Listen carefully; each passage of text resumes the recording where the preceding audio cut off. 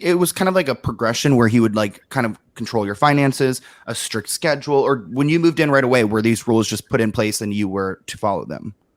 Well, the rules were in place, but you weren't really told about them. Like no other girl was going to take her time out to tell any of the new girls what was going on. Everybody just kind of wanted you to stumble around.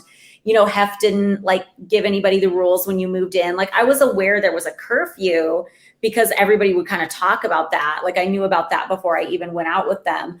But even our weekly schedule, like I had to ask the girl in the room next to me what that was and like try to pry the information out of her. So the rules are in place, but they were always kind of ambiguous and you weren't told about them right away because, it's in his interest to make the situation seem really appealing. So you don't really learn about the rules until you're already feeling invested for other reasons. So it's kind of this weird thing. I think when people picture my situation as being one of Hef's girlfriends, they picture that scene in 50 Shades of Grey where like Dakota Johnson is sat down at that conference table and she's given that big contract. Here's what you consent to. Here's what you don't. Nothing like that. Like you're kind of like walking in blind a little bit. Like I thought I had a good grasp on what it would be like just because I was a guest that was up there regularly, like once or twice a week and kind of saw things from a distance, but I really didn't know what I was getting into. And now, would you say, like, when you kind of initially went in there, because I would say it, from my perspective, it seems like you and Bridget always had each other's back, but was the kind of culture with other women like very competitive, or was it like a sisterhood? Because I feel like if it was like a sisterhood, then you would have come in, someone would have like pulled you aside and given you like the rundown. Oh, it was very competitive. It was very competitive. I learned that pretty quickly. And yeah, Bridget and I always had each other's backs. And there were a few other women here and there that we got along with really well. Unfortunately, they didn't really last long at the mansion because it's hard. Like you have to like have a spine of steel to kind of like put up with all the other women and all the drama and everything that's going on. So unfortunately, like the nice people didn't really seem to last that long. Yeah, and I feel like, I mean, so it was probably pretty catty, and I'm sure just like even living there, you would have like a sense of just anxiety all the time. Absolutely. It was this weird feeling of always feeling like you were going to have the rug pulled out from under you because, I moved in there and I was like, this is my chance to get back on my feet. And I was really trying to do that, but also like keep up with Hef's really demanding schedule. And then I became the main girlfriend. So I'm kind of like under the microscope 24/7. But also you feel like all the security you have in that situation could be ripped away from you at any minute just because somebody down the hall like makes up a lie about you. There was always like people getting kicked out and somebody goes home to like visit their parents and next thing I know, like they were caught cheating and like all their boxes are outside their door and you just never really knew when it was going to hit. Yeah, that sounds like so toxic and stressful because really someone, if they are on like, Hef's good side and they just like want to, spread a rumor, then the next minute that person could be kicked out. Yeah. Yeah. It was scary. How about like when it came to like, because I mean, all the playmates and everyone's so beautiful. Was there like a weird like pressure on that too? Like as far as like eating or things like that? Like, do you think maybe some of those girls had like almost dysmorphic eating because they're in this environment? It was a lot of pressure. Or did you not really see that? A lot of people struggled. I know there were a lot of people dealing with eating disorders, and some of that I've learned after the fact. Like I was aware of a few people at the time, but we've done interviews on the Girls Next Level podcast with people who've talked about difficulties they've had that I wasn't even aware of at the time. It was a very competitive environment. Back then, being stick skinny was like the trend. And it was difficult. And it even got to a point where I would see Hef, at the buffet table on the weekends, like would go up to a playmate in front of everybody and be like, you need to hit the gym. You're like starting to gain weight. And it's just like, oh God. Yeah. And do you feel like he almost like, because I feel like in my mind, I can imagine him just almost treating you all like property. Like he'll just grab you when he wanted to. Like would he like just like, cop a feel if he wanted to or whatever, he, kind of objectifying you? Yeah, I definitely felt that in different ways for sure. So you ended up becoming the number one girlfriend. How long did it take for like once you moved into the mansion for you to find that role? I moved into the mansion in like late August of 2001, and it was before Christmas.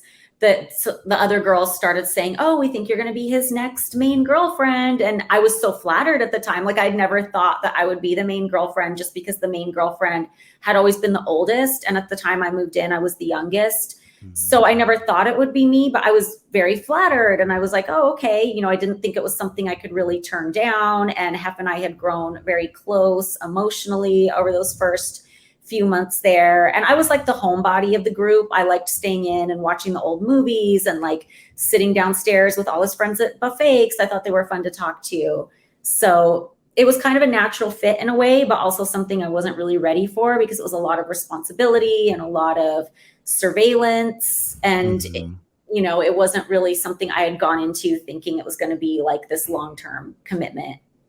And despite all that pressure, like, you did like develop, like you said, a bond with him. Obviously he was like an older man whenever you first met him. Yeah. Like, did you feel physically attracted to him? Not really physically attracted to him, but I feel like I was a little more asexual back then anyway. I wasn't like super lusting after guys. And I feel like that's almost one of the reasons that moving into the mansion was like a tolerable idea to me, where it might have been less so for other women who were really excited about like meeting guys their own age or like fucking other celebrities. Like, that just wasn't really on my radar. And I felt like he was somebody I really looked up to and admired at the time. And I felt like we had, over the first couple of months, like kind of grown this like emotional bond. And I liked the pace of his lifestyle at that moment. So there were things I was attracted to. And I definitely thought he was charming and things like that. But I don't know that I was that sexual of a person back then anyway. Like, I definitely went through the motions, of course, but because I thought that's what I had to do. But even before that, when I had boyfriends or dated people, it was more just because I thought that's what I was supposed to do, or because I was really lonely. I didn't really like grow into my sexuality until I was like 30. Yeah, I totally feel that. I feel like, well, I'm 28 now, and I feel like I'm finally starting to like experience more of those things, because I've always been like, I don't know, very relationship oriented, very nurturing type. And it seems like you're a very nurturing person too. Like, you kind of went in there and assumed this role to like take care of, you know, other aspects of his life, or keep the house in order. So when you look back in hindsight, I mean, you obviously did have like genuine feelings for him. Do you feel like it's almost like a case of like Stockholm syndrome, like where, you know, you kind of like convinced yourself to care for this person who's ultimately not doing you well? Yeah, absolutely. I definitely think there was a lot of Stockholm syndrome there. I was very isolated once I'd moved into the mansion. Any friends I'd had before, like the two girls I had been roommates with, they had moved back home. They weren't from LA.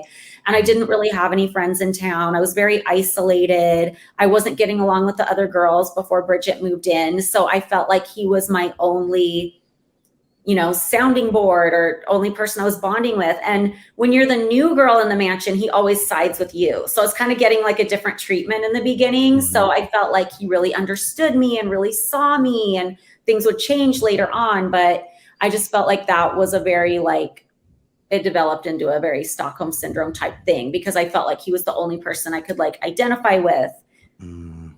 And when you were, I mean, you were obviously emotionally involved, and was it difficult as a person to like watch him interact with these other women or these playmates? Yeah, definitely. And I made it really clear really early on in our relationship that I wasn't into it, and I would rather things be just us. And so it was difficult, but I mean, one of the upsides is it got me off the hook as far as like recruiting, because he always expected other women in the group to like recruit other women for him.